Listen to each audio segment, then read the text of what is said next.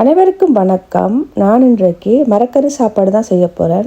நம்ம மட்டக்களப்பு மாவட்டத்தில் மரவள்ளிக்கிழங்கு சொதி, போஞ்சிக்காய் குழம்பு இப்படி தான் செய்வாங்க. இந்த ரெண்டும் மரக்கறி நாட்களில் நாங்கள் செய்கிறது. இந்த மரக்கறி சாப்பாடை நீங்களும் உங்களோட வீட்டில் செய்து பாருங்கள். இப்போ வாங்க வீடியோக்குள்ளே போகலாம்.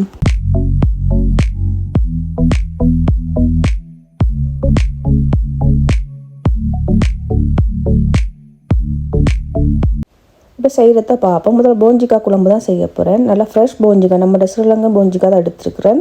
நல்லா ஃப்ரெஷ்ஷாக போஞ்சி, மரவள்ளிக்கிழங்கு நல்ல ஃப்ரெஷ்ஷாக மரக்கறி வேணுமெண்டா நம்மளோட லிவர்பூலில் இருக்கிற பொதிகையில் வாங்கிடுங்க. அங்கே தான் நான் வாங்கினேன். நான் அவ்வளோ சூப்பரான போஞ்சியும் அவ்வளோ சூப்பரான மரவள்ளிக்கிழங்கு எல்லா வகையான மரக்கறிகளும் நல்லா ஃப்ரெஷ்ஷாக கிடைக்கும். லிவர்பூலிக்கிறார்கள் போய் வாங்கி கொடுங்க. இப்போ பார்ப்போம்.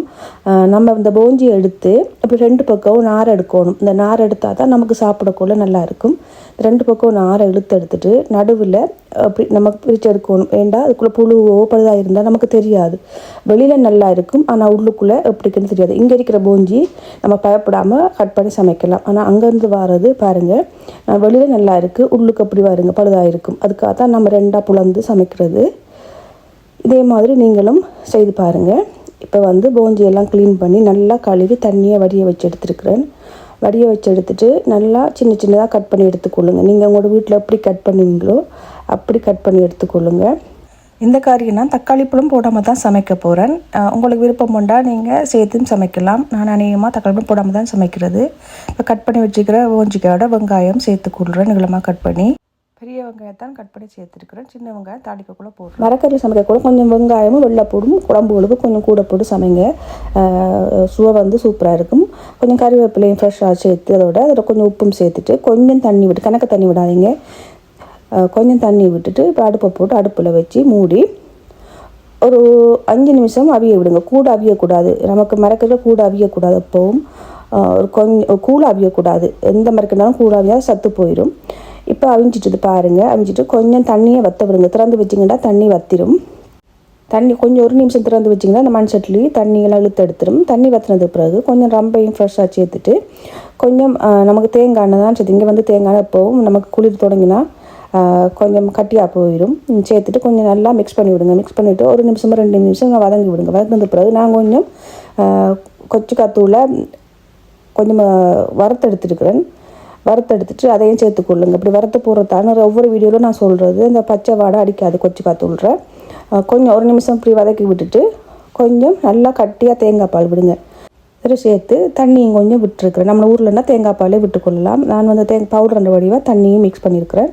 அளவுக்கு விட்டுட்டு கொஞ்சம் பழப்புளியும் சேர்த்து விடுங்க. நம்ம எங்களோட ஊர்லேயும் கொச்சிக்காத்தூள் சொல்கிறேன்னு நீங்கள் கேட்பீங்க. எங்களோட மட்டக்களப்பு மாவட்டத்தில் கொச்சிக்காத்தூள்னு சொல்லுவாங்க. பச்சை கொச்சிக்காய்ன்னு சொல்லுவாங்க. மிளகாண்டு சொல்கிறது குறைவு. நான் ஒவ்வொரு வீடியோவிலும் ட்ரை பண்ணுறது மிளகாண்டு சொல்கிறதுக்கு, ஆனால் கொச்சிக்காண்டு வந்துடும்.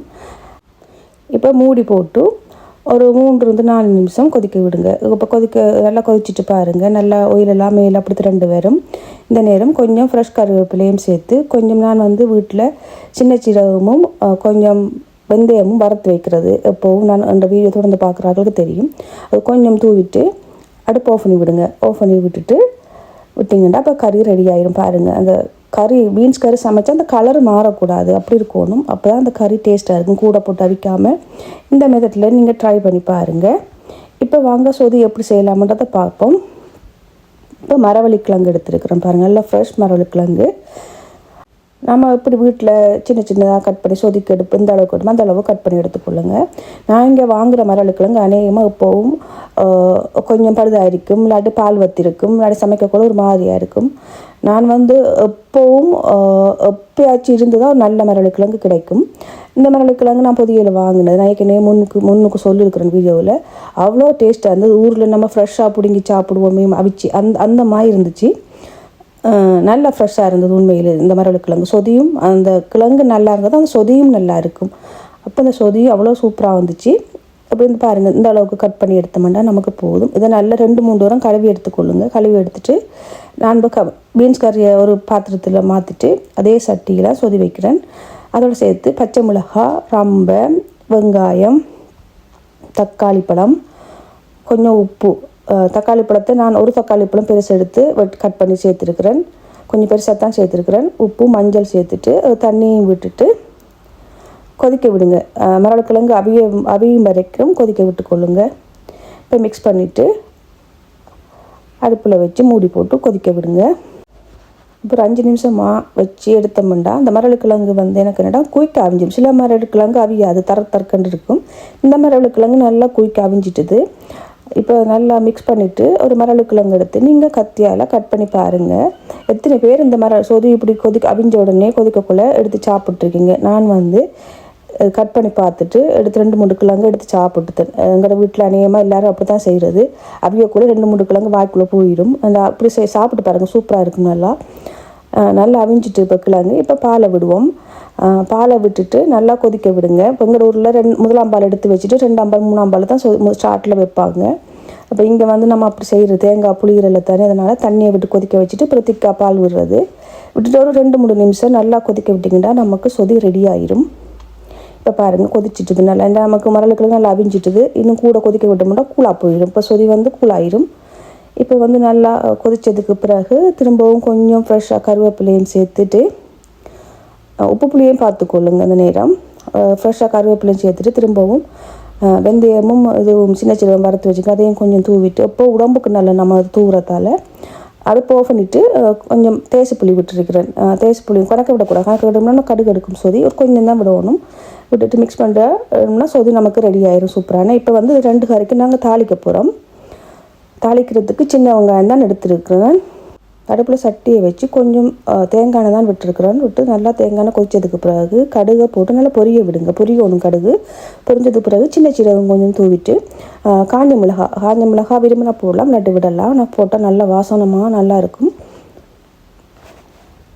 சேர்த்துட்டு சின்ன வெங்காயத்தை கட் பண்ணி வச்சுருக்கிறேன், அதையும் சேர்த்துட்டு நல்லா மிக்ஸ் பண்ணி விடுங்க. மிக்ஸ் பண்ணிவிட்டு திரும்பவும் கொஞ்சம் ஃப்ரெஷ் கருவேப்பிலை சேர்த்துருக்குறேன். சேர்த்து அதையும் நல்லா மிக்ஸ் பண்ணி விடுங்க. நல்லா பொரியணும். இந்த வெங்காயம் கருவேப்பிலையெல்லாம் நல்லா பொரியணும். எப்பவும் நமக்கு தாளிக்கக்குள்ள சின்ன வெங்காயம் கருவேப்பிலை நல்லா பொரியணும். இந்த ஒயிலில் நல்லா ப்ரௌன் கலருக்கு மாறணும்.